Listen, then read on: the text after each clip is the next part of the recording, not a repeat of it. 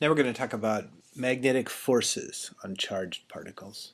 Now our model says that only moving charged particles have magnetic forces on them. So there has to be a velocity. That's what moving means. Our model says that the north pole of a magnet has magnetic field coming out of it. The south pole of a magnet has magnetic field going into it. So if we arrange a north pole of one magnet with the south pole of another magnet, if their faces are closer together than the width of the face, so the distance between them is not very big, then this region in here will be approximately a constant magnetic field. This is a picture of magnetic field lines, and they run from the north pole to the south pole. So I'm going to switch pictures a little bit. First of all, we're going to change from a magnetic field line picture to a magnetic vector picture. And then we're just going to look in the region between the two poles where the magnetic field is uniform. The next picture is going to be a bunch of magnetic field vectors in this region blown up so that it covers the whole screen. So here's the region, covers the whole screen. This is a uniform magnetic field. The magnetic field vector is the same everywhere here. So I've just drawn a ton of them just to show that wherever you are in this whole region, the magnetic field points in the same direction and has the same magnitude. So I just wanted to show you the region that we're looking at, and now we're going to rotate this. Magnetic field problems are inherently three-dimensional, so it's really hard to draw these with a two-dimensional picture, which is why I've set it up this way. You know that the magnetic field goes from the north pole heading toward the south pole of the magnet, and we're going to take a perspective from the north pole looking toward the south pole face.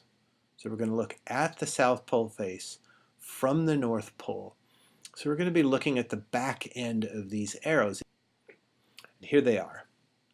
The back end of an arrow has two feathers, and so that's what these little circles with crosses in them represent. They are vectors pointing away from us.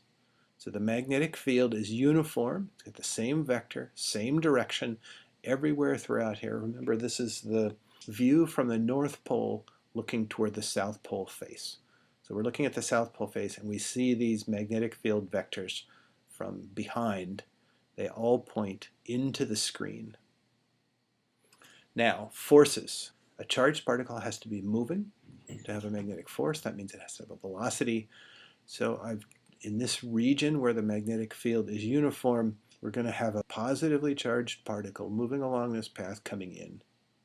Now the force on this moving electrical charge is given by this equation down here at the bottom. The force depends on the charge. Charge is positive. It depends on the velocity vector. The velocity vector is in red right here, points down in that direction. And it depends on the magnetic field direction. The magnetic field direction is into the screen. The book tells you about one of the right-hand rules that you can use for determining the direction of the force given by a vector product of the velocity and the B field. Velocity is this way, B field is into the plane, and you end up with this right-hand rule, or any right-hand rule you need to determine the direction of a vector product. You end up with a force in the direction of the green arrow. There's a magnetic force.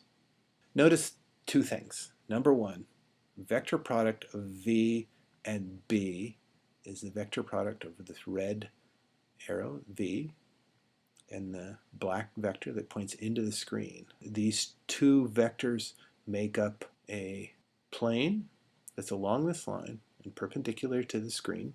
And the vector product of V and B has to be perpendicular to that plane. So it has to point either this way, up and to the right, or it has to point down and to the left. The right-hand rule tells you that it's up and to the right. So there's a force up and to the right. The particle comes into the region of the magnetic field, moving in this direction, and it feels a force that way, so it's going to be deflected up and to the right.